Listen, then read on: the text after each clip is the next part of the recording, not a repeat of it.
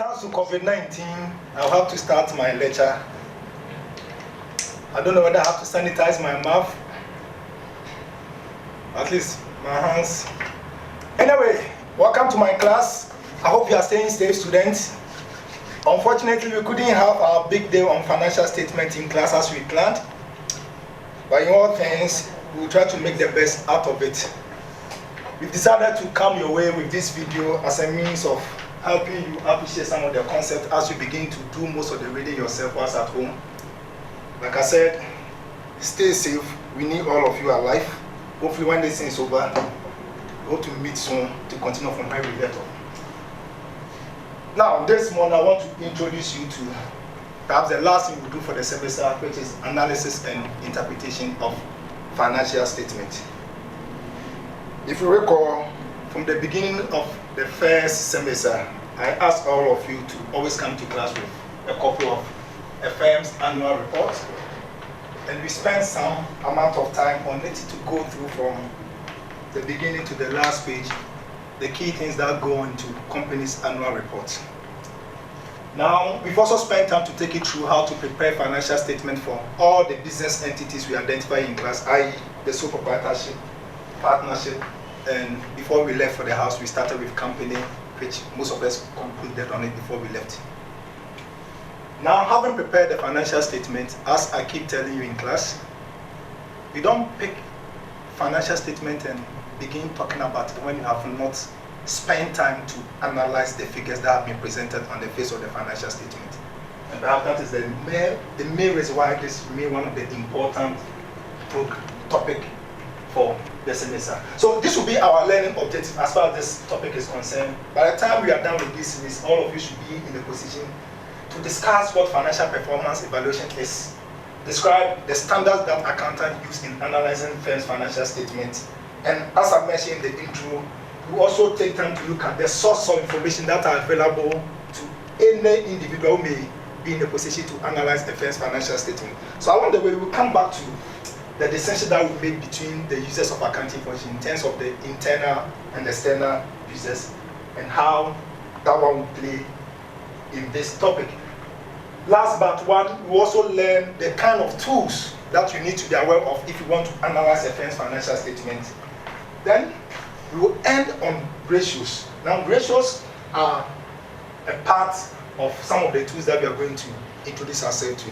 But I have separated it from the other tools because it remains one of the most potent tools that analysts use in analyzing a firm's financial statement. So without wasting my time, let's quickly go through what this topic is about. Now, when we talk about financial performance evaluation or analysis and interpretation of financial statement, what do you mean? We are looking at all the skills or the techniques that an individual will employ in establishing relationship between or among figures in the financial statement. So the point is that from today you should see the financial statement that you usually find in the company's annual report as just a raw material. And I'm not circumcised should you just pick the figures and be making any serious argument with it. So for example, if company A reports a profit of 200 million Ghana cedis in the year 2019, and company B also reports a profit of 60 million Ghana cedis in the same year, you'll not be doing yourself any good if you decide to just judge these two companies on the basis of these absolute figures that you have been presented with. So the figures that you find on the face of the financial statement are meaningless unless you relate them to each other before you can make any informed decision on the company's status. So if you are looking at financial statement analysis or financial performance evaluation, then the focus is to be able to establish important relationship between some figures in the financial statement or sometimes among some figures in the financial statement. So that is our goal. That's our goal. That's having gone through how to prepare the statement. If you have the statement before you, can you link figures?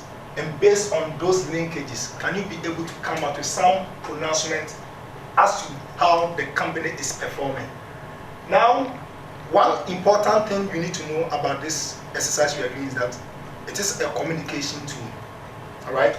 And we've gone through all the players that are involved in this process. So it starts with those who prepare the financial statement, which we refer to as what? Management. And as you recall in class, we read some of these statements by management and their responsibilities. We also have another group of people, which all of you should be aware of by now, which we refer to as the independent auditors, and you know the role that they play in it. We also have the government, who is a key player in this communication process, and their basic role is through some of these agencies like the Ghana, like the Bank of Ghana for the banks. You can talk about the Security and Exchange Commission, the Ghana Stock Exchange and things. And their basic role is also to verify. So if management prepared the financial statement, it doesn't end there. You have independent auditors who will express their opinion on the report that's been generated by management. Along the way, you can have government regulators who can also come in to verify. Then, those of us here, most of us will find ourselves as perhaps users of this information. And we want to also learn how to analyze these financial statements so that we can make informed decisions on it. Okay. Now, so why do we need to know financial statement analysis? Why do we need to know financial statement analysis? Some of the common objectives that is through this medium that we can be able to assess the historical operating performance of any entity. And this entity could be your supplier, it could be even your competitors, it could be your customers. So your business deals with a lot of agencies. And if you want to know how well they are performing, one of the easiest way to do is to be able to pick their financial statement, link figures, and be able to assess them. Now, in assessing, some of the things that you will be able to do when you're assessing performance of an entity, one could be their profitability, it could be their ability to also even pay you as and when necessary. So we'll be looking at all of this in due course. So there are a number of objectives that inform why people need to go through financial statement analysis. And I wouldn't want to spend so much time on it because of the time that we have now. Now, how do you begin your analysis?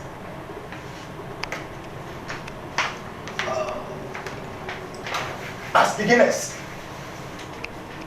Now, the first thing that you have to have in mind is that every analysis should be done within certain framework. And by framework, I'm talking about standards. Standard. So the earlier example that I gave, company A reported profit of 200 million, company B reported profit of 60 million. If you are to just judge these two companies based on their profitability status and the figure that I have given you, are likely to tell me company A performed better than company B. But the question that I'm asking, what standards are you using? Okay. Now, if you get to know that company A is Ghana Commercial Bank, GCB, and B is Abokobi Rural Bank, I'm sure you will change your mind in terms of the answer that you gave initially. And that's why standards are so important. So when you are analyzing financial statements, you should know what you are comparing with. And that's what I mean by standard. In this class, you'll be looking at just 3 or 6 standards. The first one is what we normally call intra-firm comparison. Intra-firm comparison. Then the second one would be inter-firm comparison. And lastly, we have what we call industry average. But because this is just a beginning class, I'm not going to waste so much time on the inter-firm and the industry. When you are done with your first year and you come back for your master's program, you can have a bite on this. So for this particular model, I'll be concentrating my effort on intra-firm comparison. So if you want to understand, if you want to evaluate performance of an entity, one of the simplest way or one of the means available is to compare one entity against itself. And that's what we refer to as what? Intra-firm comparison. So if I want to find out whether EcoBank performed better in the year 2019 than 2018, that would be an intra-firm comparison, evaluating an entity against itself. And you can actually do this in 2 different ways. When you are doing intra-firm comparison, which is using the company's own set of data. So EcoBank against EcoBank. The first way is that if I'm comparing 2019 performance to 2018, then I'm doing what we call past data, because all this data will be historical. But it could also be future. And by future, what I mean is that you can decide to compare, for example, the 2019 performance with the budget for 2020. That will still be intra-firm comparison using the company own set data, but 2 different data, one in the past and one which is future oriented. Like I said, I'm not going to spend time on inter-firm comparison and industry average. That would be too much for this class. Now, if you want to appraise one firm, since that is our major goal, what would be some of the information that you need about the firm? The first one, which I have spoken about in most of the class that we have, is the report that is published by the company. The annual report of the company. That is all that you need. But beyond that, I can tell you any information that you chance on about that entity is crucially important if you are analyzing that entity. So for example, if you read anything in the papers about that company, that is also an important source of information that you can use to appraise the firm. But for this class, our focus will just be on the financial statement. But if you read the annual report, you know that the annual report doesn't come only with the financial statement. It comes with a number of reports that we have examined in class, like the auditor's report, the management report, the corporate social responsibility report, and whatever. We've gone through all of this in class. So this morning, our focus will be on just the financial statement. Just the financial statement. So we have set the tone. In this class, we are not going to look at inter-firm comparison. We are not looking at industry average. Our focus is on intra-firm comparison. Meaning we want to just pick one entity and evaluate it by its own set of data, which could be the past or the future. And we've identified the main source of information that we'll be using for this kind of analysis, which will be the corporate report. And thankfully, all of you have this report. Yes. Oh, go ahead. We all don't have it. Really? I think majority of them, because you know we've changed puppets. The class I taught last semester, they all had it, and I've changed it. Those I'm teaching now, they should also have it. They also have it. But it shouldn't be so difficult. I think those who don't have it will find a way to direct them to some website that they can download information, some of this annual report for this exercise. Okay, so we are together. All of us have it now. Now, we are going to use this annual report, your individual annual report, and we are going to assess the firm. As we did in company account, you realize that it always comes in a comparative format. So if your report is for the year 2019, certainly you have that of 2018 performance by it. And that is the kind of exercise you want to. Have you are working? I thought Madam said you had a question. No, I don't have a question. You don't have a question yet. Now what about the cameraman there? Or is your focus just on the camera, or you are not listening to the thing I'm saying? I'm listening. You are listening. Okay. So we are moving straight away to our objective 4, which is to arm us with the tools and techniques of performance evaluation, financial performance evaluation. I've already indicated that don't ever pick any business financial statement, look at the figures, and begin talking with the figures. Thanks to COVID-19, I think I've spoken for almost 15 minutes. I need to sanitize my hands and my mouth before we continue. I don't want to infect any of my students as they watch this video. All right, so welcome back. Now, let's look at the tools and techniques of financial performance evaluation. So, if you want to assess the financial performance of any organization, what are the tools that you need to employ? So, I'll be looking at 3 tools, the four tools. So, we'll go through horizontal analysis, that should be the first tool. Trend analysis, so I'll try to give the distinction between horizontal and trend analysis. Vertical analysis, which is commonly known as common size analysis. Then finally, I will touch on ratio analysis. All right, now so let's look at the tools. Now I've said this one already, that few numbers do not usually make any sense. So if you pick the profits of EcoBank, the profit of MTN, profit of any business organization, it doesn't really make any sense making any analysis with it, unless you establish some relationship with that. So these tools are the things that are going to help us to establish relationship between or among some of the figures that we find on the face of the financial statement. And the first one we talk about is the horizontal analysis. A very simple but very powerful tool. Very simple but very powerful tool.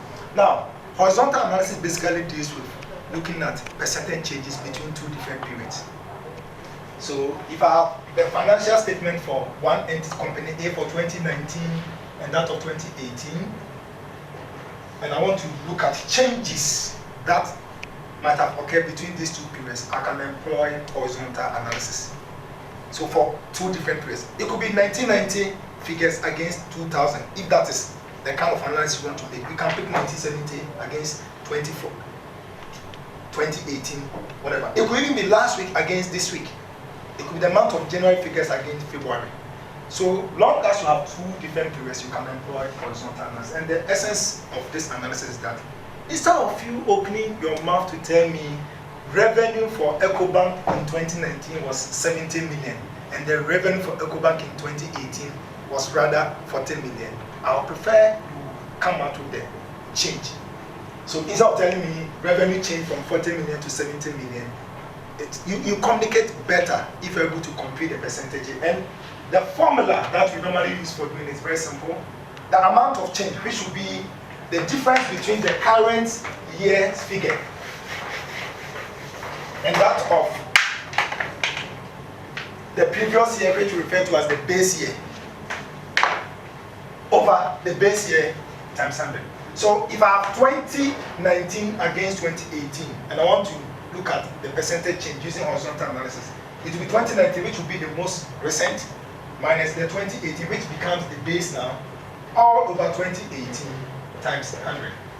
Now, so meaning you can do this for every item on the face of the financial statement. So if you pick your income statement, for example, most of you are aware, usually for most organizations, they will begin with their revenue, other income, then you come to their expenses, up to their profit before tax, and all those kind of things. You can do it for every single item on the face of the financial statement. So if revenue, for example, 2019 was 70 million, and that of 2018 was, let's say, 40 million, then to find the percentage, if you do that one for me, it will be 70 million minus 40 million, all over 40 million, times 100. That's 75%. Okay, so we are saying it is better for you to tell us between 2019 and 2018, revenue for this entity went up by 75%. Now, you telling us revenue went up from 40 million cedis up to what? 70 million cedis. Okay, so the first assignment, as you see, the assignment that I'm going to send after this lecture, will be for you to translate every item in the income statement into this format. Meaning, if you copy each of the items you found on the face of the financial statement, you need to do the computation, and you can do this easily in Excel. For us to know the changes that have occurred. Okay, but I'm going to spend just 2 minutes to explain some of the important things that should attract your attention, because at the end of this exercise, most of you are going to analyze, all of you are going to analyze a first financial statement and come out with some kind of report for consideration. Now, you need to be able to identify some of the items that will experience huge changes. Now, we just did this example using the 70 and 40 million. We got that to know that the item revenue changed by 75%. That would be a huge change. Some of the items will change just by 3%, 2%, 40%, and sometimes you can have some of them in the thousands. Okay, so that's the first thing. If you want to be a professional analyst, it's not every change that will warrant your attention. So usually the first point of call will be those items that change by very significant margins. Then you can begin asking questions as to what might have accounted for these huge changes. The second thing is that an item can experience either a positive change or a negative change. And depending on the nature of that item, the interpretation will be different. What do I mean?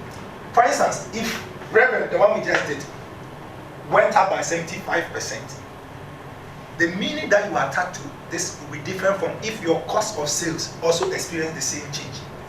Now, so for the revenue items, normally when you have them changing in the positive direction, then all things being equal, that is a good thing to the company. Similarly, if you find out that your expenditure items are experiencing positive change, then that might not be good. That might not be good.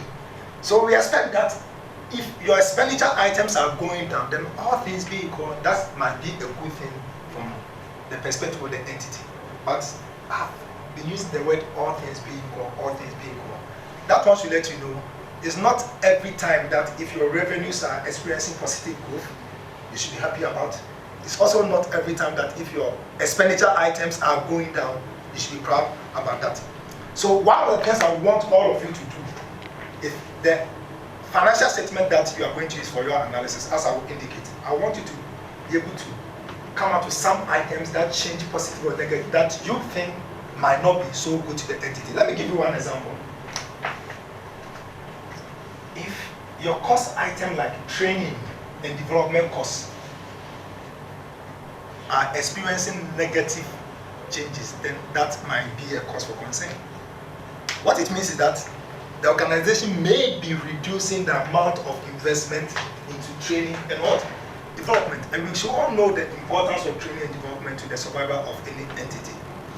So if you come to an institution like ours and you pick the financial statement of UG and you are seeing in terms of changes that year in, year out, the amount of resources that we devote, we allocate to our research and development are going down. You cannot be proud of it because that cost item is going down.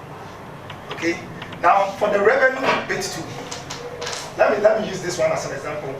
If the revenues or the amount you are generating from the disposal of your asset keep going up, then that will also not be a good thing to your organization. Okay? So depending on the nature of the business, it's not all the time that if you find revenues item going up, then you just conclude that everything is well with the organization. So this is going to be the first exercise that we do, both for the income statement and the statement of financial position, because we've already indicated we'll take a look at cash flow statement in detail when we get to level 300. So this semester, our focus is just on analyzing the income statement and that of what? The statement of financial position. So that is the relevance of horizontal analysis. It can help you to know how items are changing between two different periods and the kind of interpretation that you have to put on those items. Now, closely related to horizontal analysis is what we call trend analysis. But we won't have trend analysis in this class because the financial statement that we are all using now will just be the ones that come with only two periods.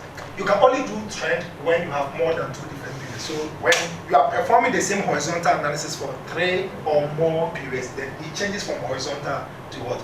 Trend. So it means you are observing that phenomenon over a long period of time, usually beyond 2 periods. So that is the difference between horizontal and trend. So I have one example here, but the difference in terms of computation is that unlike the horizontal that you compute the change, so far as trend is concerned, you don't compute the change. So you use the absolute figure over the base year. So if I have, let's say, 3 different periods, 1990, 91, 92, 1990 becomes my base period. So what I will do in terms of computation will be that the 91 figure will be expressed over the 1990, which is the base year. 92 will also be expressed over 1990, 93. Every other year will be expressed over the base year times 100. But that will not be our focus. We will look into trend analysis when we get to the master's level. But for example, see, I have about how many periods? 1, 2, 3, 4, 5, 6 different periods from 1998 from 1993 to 1998. So if I'm to conduct a trend analysis for this particular statement that I have using just the net sales as an example. Now the net sales for 1993 was 11,413. All right. So what will happen is that if I want to know the trend in terms of percentage changes, it will be 1994 over 1993 times 100. And that's what will give me the 105. So you equate the base year to 100, as you can see down there. Then 1995 over 1993 times 100, 1996 over 1993 times 100, 97 over 93 times 100 in that order. But that is not our focus, just to illustrate the difference between horizontal and trend analysis. So that is how powerful horizontal analysis can be. My friends, this is also a very powerful tool that analysts use when we are appraising FM. Vertical analysis, commonly known as common size analysis.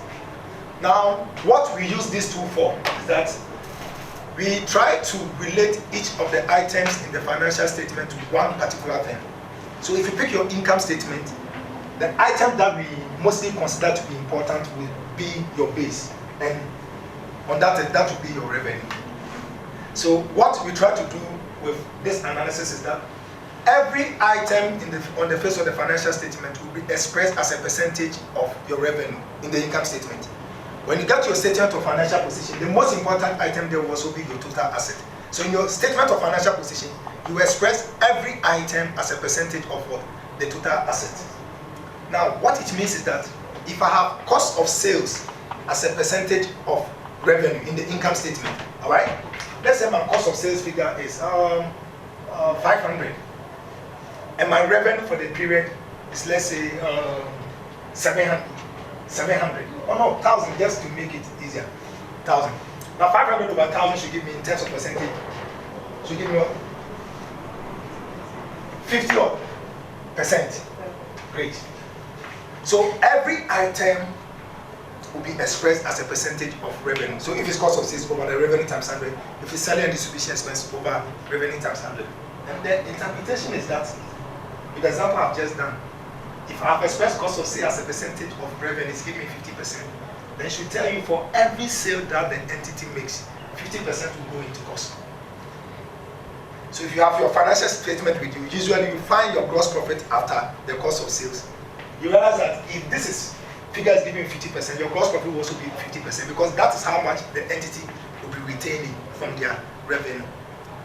Do you get that? So if I want to know the relationship between, let's say, marketing costs and sales, then I will divide the marketing cost by sales times 100. So if you pick each, so it means for this exercise you don't compare horizontally. For each year, because each year will have its own sales, you express every year all the figures you find in the financial statement as a percentage of revenue for the income statement. And for the statement of financial position, every item will be expressed as a percentage of what? Total asset. So that is how powerful this tool is. So you don't just look at the items horizontally. Sometimes you also try to find out how each item can relate to some of the most important items we find on the face of the financial statement. And at this level, we are not so much into a lot of interpretation issues. Our focus is on how you can get some of the computation done. Like I said, when you are done with your first grade, you come back, you will spend so much time on explaining why some figures may look the way they look. So that's about vertical or common size statement. So I expect all of you to be able to translate your income statement that you have for both years into common size, then the statement of financial position also into common size statement. But friends, yes, madam. My question is, if I have a financial institution, yeah, what would be my base? Okay, so depending on the entity you have, the characterization of the word revenue might be different. So for most banks or financial institutions, you come across interest income. Okay, so if you are picking insurance, what should you be expecting? Premium. That is it. That's it. So depending on the nature of the entity you have, you need to be able to know what. But as for the statement of financial position, there will be no issue. They all have asset, liability, and equity there, so you find your asset there. That was a good one. Okay, so this is some examples I've done for your reference for the income statement of an entity I call EPMP. So I've expressed every item there as a percentage of what? The net sales, which you can refer to for 1998 and 1997. But this is the main reason why we are here. The two tools that I have described are very useful, and they are normally used in conjunction with the next one I'm going to discuss, which is ratio analysis. I think I've spent so much time, I need to sanitize, right? The sanitizer will get finished. He said, you do pay. All this coming in. Okay, so stay safe. We need all of you alive back next semester for us to continue from where we left off. COVID-19 will not be there forever. This too shall pass. And this one too shall pass. Okay, so people talk about ratio analysis. Very, very important. But like I said, we are just going to deal with the surface because this is just an introductory class. Now, they are so powerful compared to the horizontal and the vertical that we've looked at. Now, what ratios do is that they help you to establish relationship between two accounting figures, usually in the form of mathematics.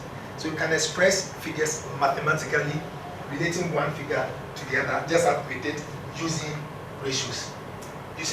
But this is what I want you to know about ratios, that they are just a guide. Alright, so see ratios as a guide. Usually, they will point to areas that you have to now go back and investigate further. But what can ratios help you to do?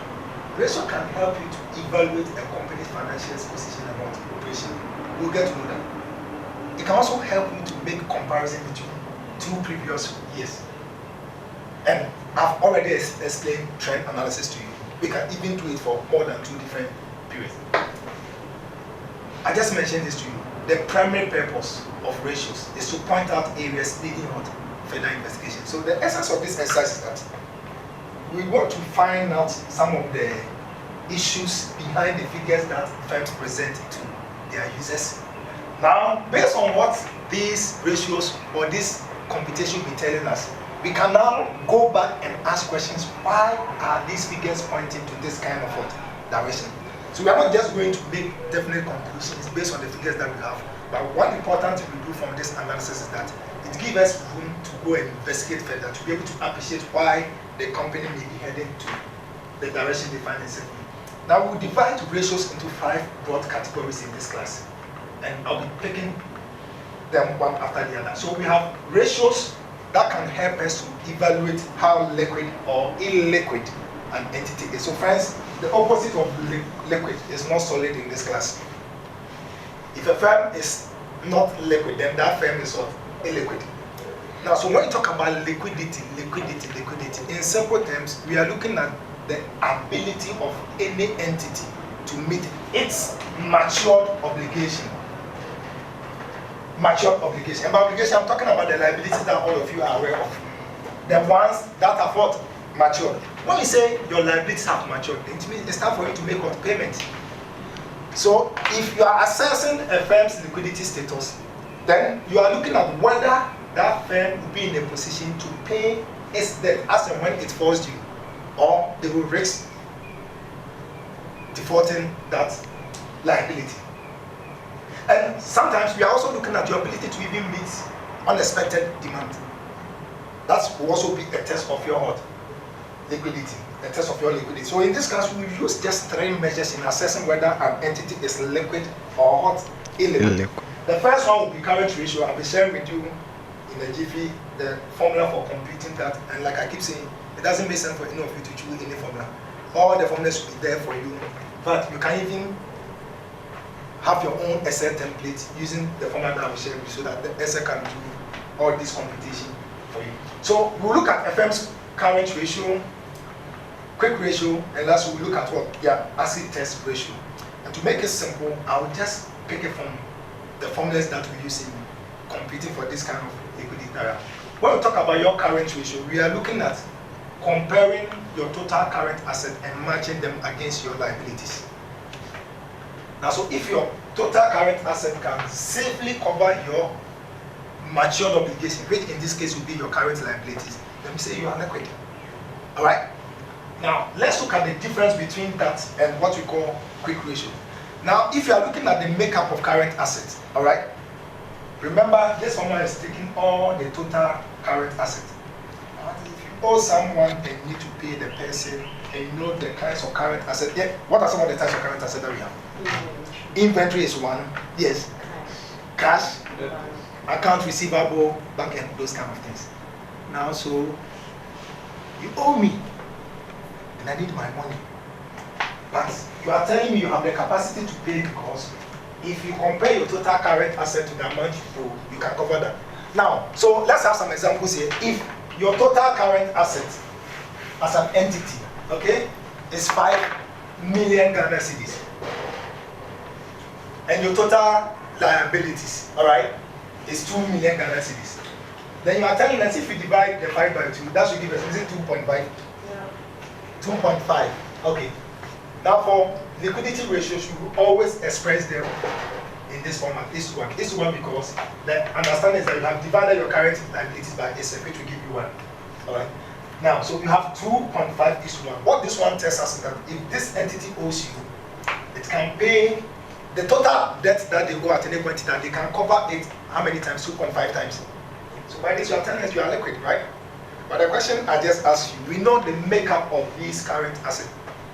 Inventory is 1. And you know from your manufacturing account, when we are talking about inventory, an example could be raw materials.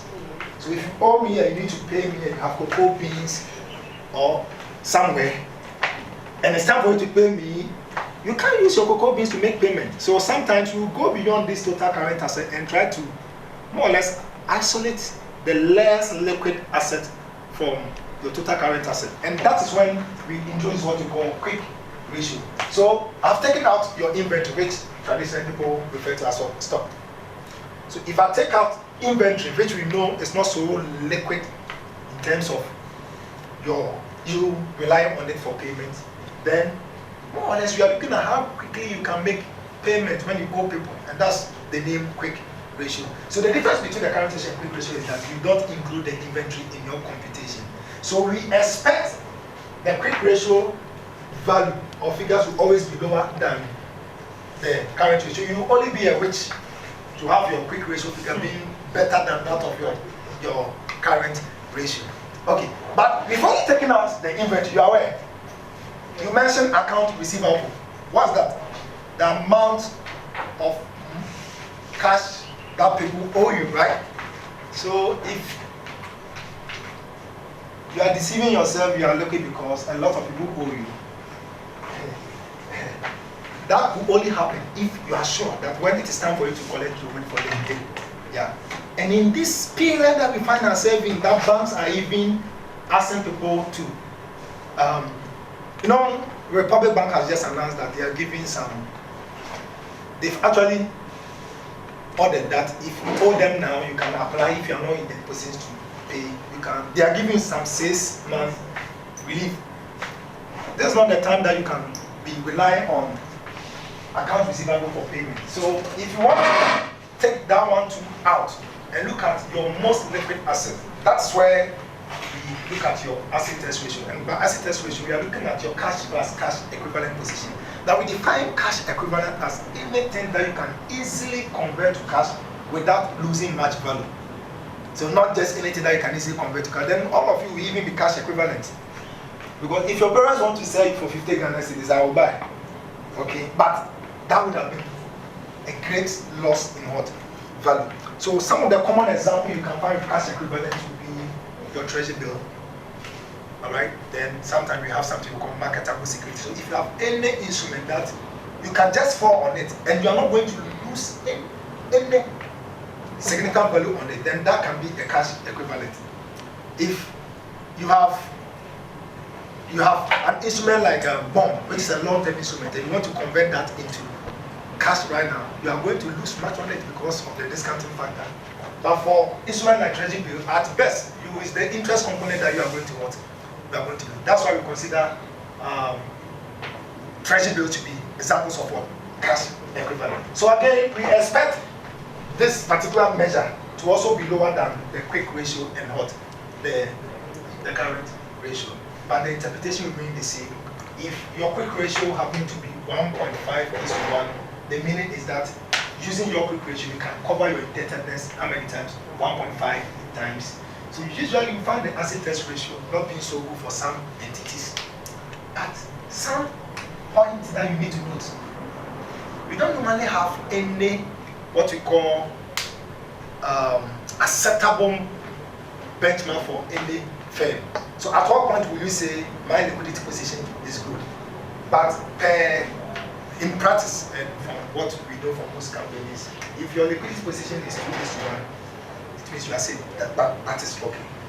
One thing you need to know as you begin your journey in becoming expert in analysis of financial statement is that whilst we expect companies to be liquid, it's equally not good for companies to be too liquid. And that will not be a subject for discussion in this particular class. So read around why I must say it's not too good for a company to be what? Too liquid. So that's about liquidity. Now, let's look at the next important ratio that we also refer to when we are looking at ratio analysis. After liquidity, the next one we want to look at is what we call profitability ratios. So from the name profitability, if you want to know how profitable an entity is, we normally do that using this kind of ratios. The message is that you don't just pick a company's profit and based on that profit you'll be making noise with it. No. You must express the profit as a percentage of something before you can know how profitable that entity is. So profitability basically reflects the entity's ability to earn satisfactory income. When you say satisfactory income, it means your income has said that you can comfortably cover your costs and have some surpluses. Alright? Now, so what are the key ratios that you will need in this case when we want to measure a firm's profitability status? The first one would be to relate the profit to their asset, which we call return on asset. Now, I'm using net income here on purpose because, as you recall, when we went through the company account, we saw different levels of profit in the company's financial statement, unlike the sole proprietorship and that of partnership. So you can have something like operating profit, profit before interest and tax, profit before tax, profit after tax, and what have you. So net income here means profit. But what you need to listen to carefully is the fact that which profit am I going to use when I'm measuring return on asset? Which profit am I going to use when I'm looking at profit margin? Which profit am I going to use when I'm talking about asset turnover? And which profit am I using when I'm talking about return on equity? I'll pick the first two, return on asset and return on equity. Then I'll talk about this, so then we can move on to the third ratio.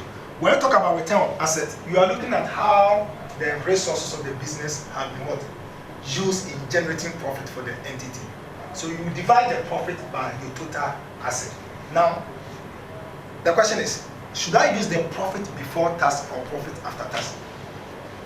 If I want to know how management have utilized the resource of the entity in generating profit, what do you think of it? And why not the profit after tax? You actually made that profit. Yes. The tax is your requirement. Your requirement. You have no control over tax. So what we do is that if you want to be fair to a manager, you give a manager a certain amount of resources. Okay, you cannot go and judge the manager based on profit after tax. If you are living in a country where the government is just taxing businesses anyhow, that cannot be the burden of that manager. So that's very good. So use your profit before tax over total asset. But at higher level, it's not just the profit before tax. We normally want to use the profit before interest and tax. But that will be too much for this class. Why we need to use the profit before interest and tax. So that is it. But since I want you to use the profit before interest and tax, then I need to show you how you can derive the profit before interest and tax, because no business financial statement will show the profit before interest and tax. Before you get to the profit before tax, usually you find what we call the interest, which most businesses refer to as financial charges, on top of that figure. So, meaning they will always deduct the interest before they arrive at profit before tax. So if you have to come out with your profit before interest and tax, which I'm interested in, profit before interest and tax, then it means you have to add your interest back to the profit before tax to get your profit before interest and tax. The finance people prefer calling this EBIT, earnings before interest and tax. And one man just sent something to me. Thanks to coronavirus, we now have earnings before interest, tax, and COVID-19. So we expect most organizations to account for the impact of COVID-19 on their reported profit this year. All right, so this is what we're using, profit before interest and tax, and I've also demonstrated to you how you can derive the profit before interest and tax over your total asset, and we'll express most of the profitability indicators in percentages, which means every value that you get, unlike the liquidity that I express them in this format, we'll express in percentage. So if you have 30%, 70%, 80%, 90%, it tells you on the average the return that they are making on the asset or the resources that are in the care of the managers. I'm jumping to return on equity because they are related to the return on asset. So in finance, they usually have the ROA and the ROE. ROA is return on asset, ROE is return on equity. Now, my formula there is net income over what? Stockholders' equity. It's just shareholders' equity, which we are all familiar with. So I come back to you, Afia. Which profit am I using in place of this net income? Is it before tax or after tax? I think it is after tax. Okay, so my thinking is that because you've used profit before tax for the return on asset, logically you may want to use that one. So what is the reason behind that? In the statements of financial position, the profit that will be used there will usually be the profit after tax. So I think in analyzing the return. Who are your stockholders? Yeah, madam. So it will be after tax because that is the profit that belongs to the shareholders. So if you're a shareholder in any firm, you don't care about the jargon's profit before the profit. At the end of the day, how much comes to you. comes to you? And that will be the profit after what? Tax. Okay. So when we began, one of the objectives that we set for ourselves, that we'll be looking at this analysis from the perspective of the users. You remember, it could be the internal and the external. So if you're a shareholder, remember your interest is different from even the manager, isn't it? So that's why when we are assessing the manager, we prefer to use the return, the profit before tax.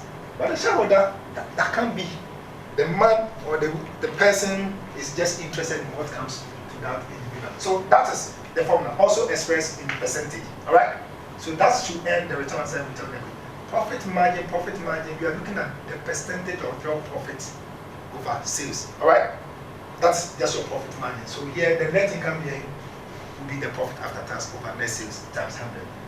Then your asset turnover. Again, we are looking at how you use your asset in generating sales. So if you look at it from the return on asset, the only difference is that when we are talking about asset turnover, okay, we use the sales, not the profit. Okay. Whilst when we are talking about return on asset, we use the income. So we are looking at the proportion of your sales as a percentage of your total asset. But you see, I have average total asset there. It could have been the same for this. All right. You employ average total asset for a reason. If you suspect that there are significant differences between your opening and closing asset figures, okay, then you are better off finding the average so that you can more or less bring some kind of stability. And we do this for important reason. If a manager wants to have good figures for return on assets, one way of doing that is to have just reduce this total asset. So if getting the end of the year, some assets are sold or disposed of, and you have just some few assets left, then regardless of the profit, this return is likely to go high. To cure that mischief, if that is what you suspect, then use the asset at the beginning plus the one at the end, find the average and use so that you can more or less leverage the figures. All right? But like I said, those are the things we do when we come back for your master program. The example you are getting, Yeah. if you are supposed to work within some kind of standards, Yeah. and you do that. Yeah. Oh, but you know, the standards that we are talking about, they are allowable practices. The concept of income smoothing, big buffering, they are there. Do you understand that? And these standards are there, but people are there. We are having a lot of scandals coming up and down. So how do we get our average total? So that's what I'm saying. The beginning asset and the end asset divided by 2. Do you follow? So for your statement that you have, if you have for 2019, we know it will come with that of 2018, right? So 2018 will be the opening figure for 2019. Meaning, if I want you to do the same thing for 2018, then you need to have the 2017 financial statement. Boss, did you get that? Yes, please. Okay. Alright. So that is it. It means for any exercise that you engage yourself in so far as this course is concerned, just use the absolute total asset. Alright? I brought this in there so that I can highlight why sometimes you find accountants making use of average figures instead of absolute figures. So that should be for your profitability ratios. So for the purpose of this class, all that we are trying to do is that we don't want any of you to go out there, pick a company's financial statement, look at the profit and just be talking, profit this year was this, profit this year was that. No, that is not profitability. If you want to understand a firm's profitability position, relate the profit to a number of items. This is why the earlier example I gave you makes sense about the GCP and Abokobi. So why would have changed our answer? You remember the earlier example I gave? That company A posted a profit of 200 million and B 60 million. On the surface, you would think A might have performed better than B. But given that A is Ghana Commercial Bank, and we know the asset base of Ghana Commercial Bank, and we know the asset base of what? Aboko B. If you are to relate the profit 200 million by GCB total assets in terms of percentage, Aboko B will perform better than GCB. Did you understand it? That's why we say we don't usually use absolute figures in making analysis unless we relate them to other figures. So that should be all for profitability ratio. Get to know these formulas will be there in the slide for you. Just apply them on the financial statement that you have to be able to come out with this computation. Then you should understand what they represent, as I have explained. Okay. Now let's look at activity ratio. I think I'll spend time on just about 3 of them. Activity ratio. When we talk about activity ratio, other books refer to as management efficiency ratios. All right. So we are looking at how efficient management are in utilizing the firm resources. So one of the first ratio that we use in measuring efficiency is your rate of stock turnover or your rate of inventory turnover, and that is your cost of sales divided by your average stock or your average inventory. So like the total asset, average inventory here will be your, that would be what your opening inventory, closing inventory divided by 2. Okay. Now this one gives us an identification how that entity brings in stock and how those stocks end up into what? Cash. Sales, rate of stock turnover. Now, if it is very fast or let's say high, then it's an indication you are actually in business, right? You manage to get the goods in, out, in and out. But take note, if it is extremely fast too, it could also be a mark of inefficiency. For example, if you only go and buy in smaller quantity and come and sell, your rate of stock turnover is likely to be high. That somebody who just go and buy in large quantity and it takes some time to sell. Okay, so that's about the rate of stock turnover. An indication of how you manage to acquire inventory and turn the inventory into what? Sales. Okay, we have the next one that I will compare with the third one, average collection period and not average payment period. So these two ratios help us to know how efficient we are in collecting our indebtedness. You get it? Then the second bit we'll talk about the number of days, years, or whatever it takes us to also pay our suppliers. And I think we'll look at them together because their management is key. Okay, so we normally pick your account receivable divided by your credit sale times the number of days. I'm using 360 just for illustration. I think this year is a leap year, right? Why not 365? Yeah, that's what I said. I'm coming to that just for illustration. So this year is a leap year, right? So we are likely to use 366 days, all right? Yes. Then in the normal period, that is 365 days, all right? But I normally use 360 just to get round figures that for purpose of computation. But feel free, once you are in leap year, you are doing the assignment in the leap year, you must make use of 366 days. Now, for any figure you get for this, the average collection period will tell you, since I'm measuring this, the number of days that it takes you to recover your cash in terms of your credit sales, right? Now, then the payment period will also give you an indication of the number of days it takes your entity to pay the creditors or your suppliers. So, assuming you are the manager of any entity, would you prefer a shorter collection period and a longer payment period, or a longer collection period and a shorter payment period? Do you get the difference? Okay. Which one would you prefer for your business? So you prefer a shorter collection period and a longer payment period. Why?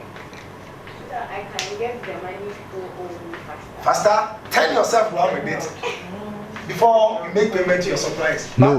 But I thought you were a Christian. I am, but And you don't think about the supplier. I am. I'm thinking they are doing the same thing. They're also doing the same thing. Your interest first. Okay, so that is it. Normally we expect that if a firm is able to have shorter collection period compared to the payment period, then more or less you are relieved. Because some of the dangers that you face is that if your payment period is shorter than your collection period, you always have to borrow to pay your suppliers, and that doesn't come free. It comes with some kind of charges in the form of what?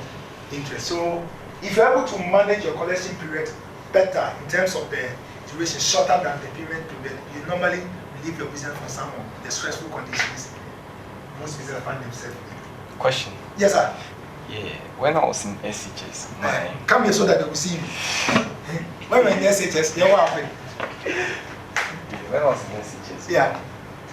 SH teacher, accounting teacher told me that it's, the payment period is also that the creditors used to determine when you are to pay your credit out. Yeah. It's the only thing. But also I've said we are looking at the number of days you take in making payments.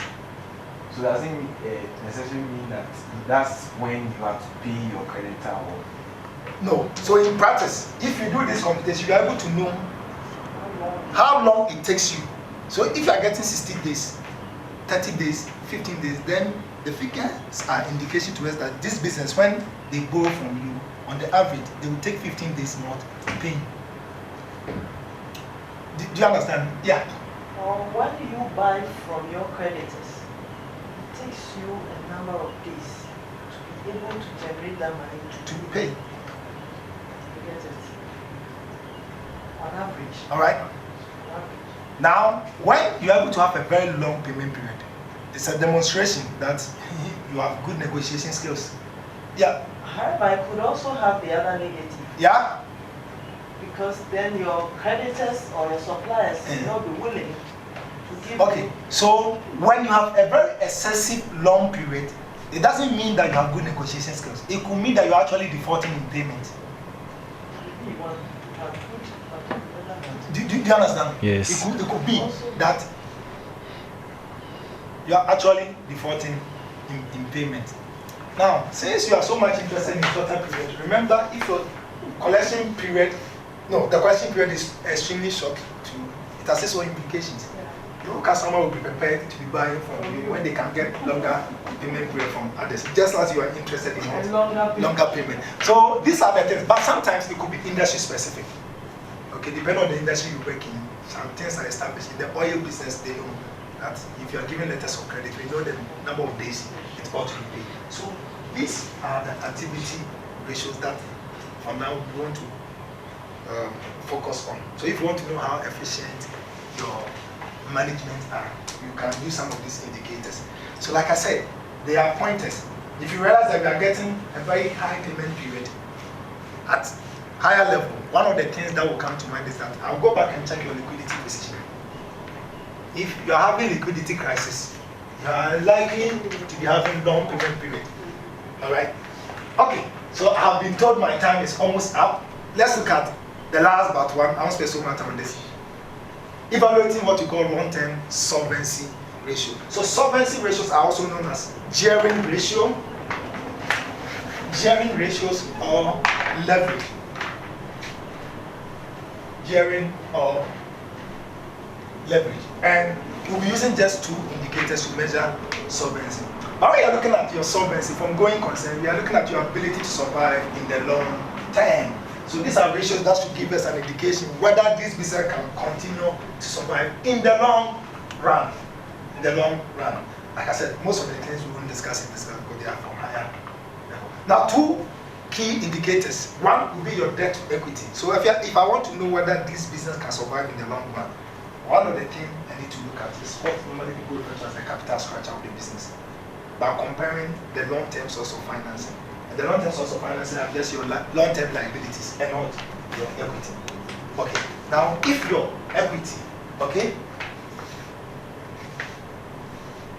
is let's say 5 million, and your long-term liability is 1 million, in absolute terms, what do they tell you? In terms of financing structure for that business? You know that most of your source of financing is It's coming from the shareholders, right? Okay. Meaning that entity might not be in so much debt, isn't it? And by reference, what do you mean in terms of your going concern? If you are not so much saddled with debt, what comes to mind? Then all things being equal, your survival may not be in that, isn't it? So that is the kind of understanding we have from debt to equity. We are trying to look at your own contribution in terms of owners against that of what? The external people. So if you have this one to be so high compared to the stockholders' equity, then we say the company is highly geared. When you're highly geared, it means your debt levels are so high. Then if it is so low compared to this, then you are saying you are lowly geared. Again, don't think when you are highly geared. Yes, that's what I have there. No, it's just. No, so go ahead. You go ahead. So I was going to talk about the implication. Okay, go ahead. For the company, whether you are highly geared or lowly geared. What does it mean to your company? So the simple answer is that we can't say being highly geared is bad and being lowly geared is bad. It depends on the circumstance the company finds itself in. Why do I say so? So generally, we expect your debt levels to be low if you are looking at your survival. Because if you are highly in debt, meaning you'll be using a lot of your profit in paying in servicing the debt in the form of what? Interest. Alright? But sometimes, if it is even cheaper to finance your business through debt instrument, then you have no business even using your own resources. At a point in time in this country, Treasury bill was around 24%. And at that time, the credit union could give you loan at 16%. So at that time, it made a lot of sense for me to borrow, okay, to establish a business whilst I use my resource to buy the government instrument, than to use my own resource to finance my business. That doesn't make sense to you? Because if I had 100,000 Ghana cedis to invest in my business, I would have bought Treasury bill with it, earning 24% per annum on it. When I can borrow from the credit union at 16% to do the same kind of business. So that is the intervention Madam is making, that the fact that your debt level are so high by no means means your business is heading for trouble. Sometimes it will even make a lot of sense to borrow. I'll give an example of a typical industry where you need debt. Debt, yeah. Okay, if you take the mining companies, there is oil. no way you can sustain yourself with equity. Yeah. You would always have to go in for debt. Okay, so with the mining companies, the oil companies, the petroleum, those are heavy with infrastructure. So you always need debt rather than equity. Okay. So the last thing we look at on that would be the interest coverage. So we are using just two indicators of long-term solvency.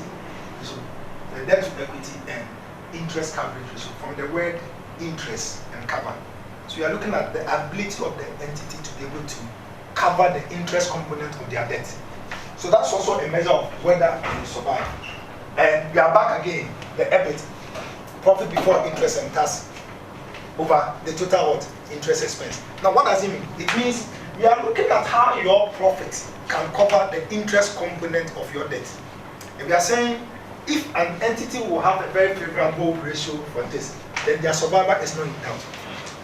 As long as you can service your interest component, you are in business. It means you can borrow and cover the interest, which most of these financing institutions may be so much interested in. Yeah. So that's about the relevance of interest coverage ratio. Now, we normally express this one in number of times. In number of times. So if you divide your profit before interest and tax by your interest expense, and let's say you're having 10 times, like we did with liquidity, it means this entity can pay their interest, so they can cover their interest with their profit how many times? 10 times. So the higher the figure, the better. The higher the figure, the better. And remember, this is a function of your profit. It means the more profitable you are, the better your chances of covering your interest. So that is about interest coverage ratio. So if you want to evaluate a firm's going concern or the ability to survive in the long run, then you can use the debt to equity ratio and the interest coverage ratio. Alright, I guess now we can look at the last group of ratios that we have and call it a day. Let's look at the last group of ratios we have, which we call the investment ratios. The investment ratios. And for investment ratios, we are just going to focus on one form of investment. That's investment into shares. So to not be investment into bonds and other things. Investment into shares. And I'll be looking at just two of such ratios we do. The first one being the earnings per share, then the price earnings ratio. So those of you who have shares as a form of investment, recently MTN came on board about a year or so ago. And if you have shares in it, you may be interested in some of these ratios. Now the first thing an investor may be interested in, if you have ever bought a share, would be what we call the EPS, the earnings per share. The earnings per share. Then I will link the earnings per share with your PE ratio. That should be all for today. So from the word earning per share. Madam, when you talk about earnings per share, what do you think they're talking about? Earnings per share. How much shareholders will have received if everything was paid to them. Okay, so when profit are generated at the end of the day, and assuming the entire profit, I'm using the word assuming like she said, assuming the entire profit are to be distributed among the shareholders, then we are looking at how much each shareholder will be entitled to. So to get that, that is simple. We divided the entire profit of the business by the number of shareholders. Yeah. The number of shareholders, Shares. the number of shares that we have in an entity. All right. So here, the profit that we are talking about, again, what profit do you think we should be talking about? Should be the profit after tax. All right. But now I've added something there for emphasis. Preferred dividend. Remember in class when we were looking at the issue of shares, we spoke about ordinary shares and all preference shareholders. So if you have preference shareholders in that entity, you know they are preferred to the ordinary shareholders in all manners of what distribution. So before we even touch the profit after tax, first their dividend will have to be taken out, which you know is usually fixed.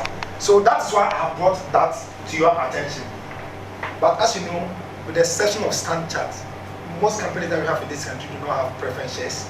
So you are not likely to find this in the financial statement that you are using.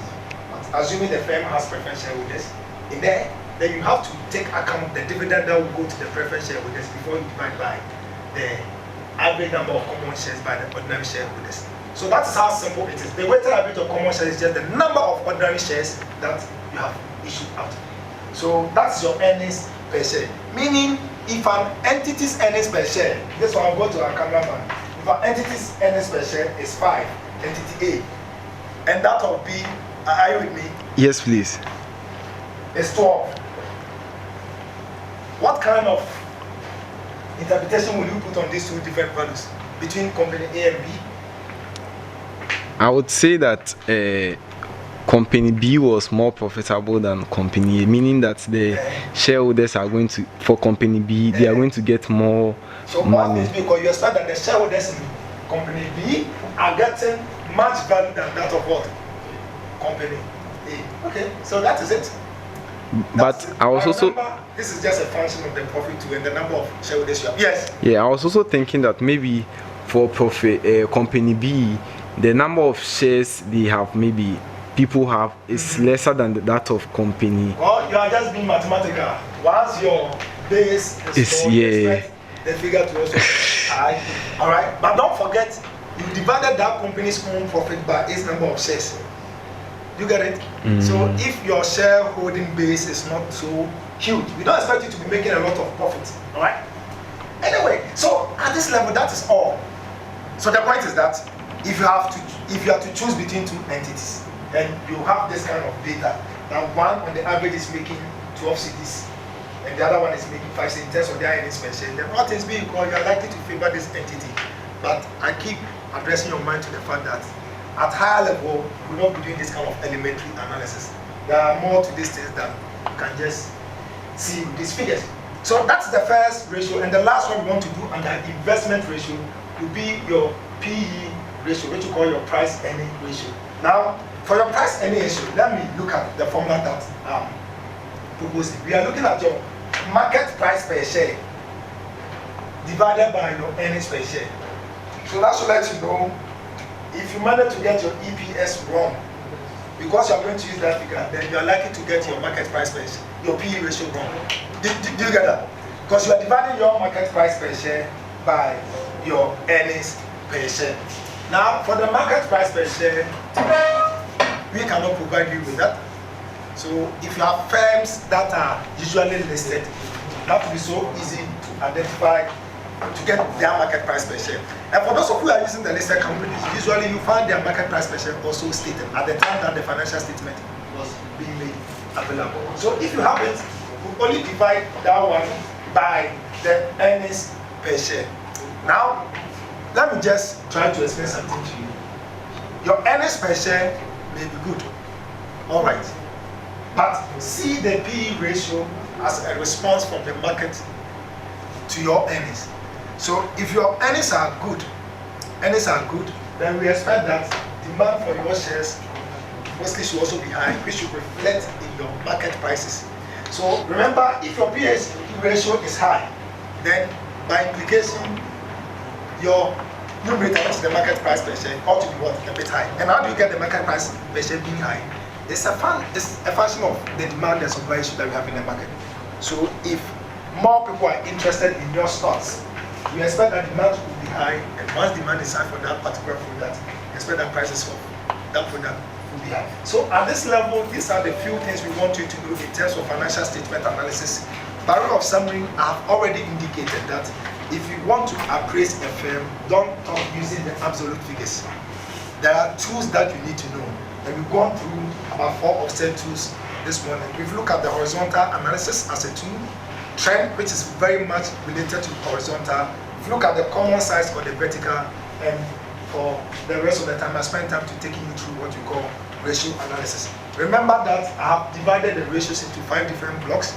You can have ratio that can help you to measure a firm's ability to meet its indebtedness as and when it falls, which we refer to as the liquidity ratios or the risk of defaulting.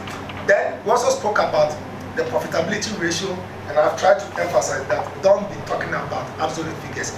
Relate profit made by entities to other figures in the financial statement before you can assess how profitable they are. We've spoken about activity ratio, which measure how efficient management are in utilizing the resource of the business. Then I also spoke about what we call the long-term solvency, also known as gearing or leverage. And lastly, I touched base on investment ratio. And I've explained that with your investment ratio, your focus is on shares as a form of what? Investment. And at this level, we just concentrated our effort on just 2 metrics, i.e. your earnings per share and your PE ratio. So friends, these are just the tools that you can employ in analyzing financial statement. So take time to go through the slides and use this as just a means of getting some deeper understanding of this as we come your way with your next assignment to engage you at home. Take care and don't forget to stay safe.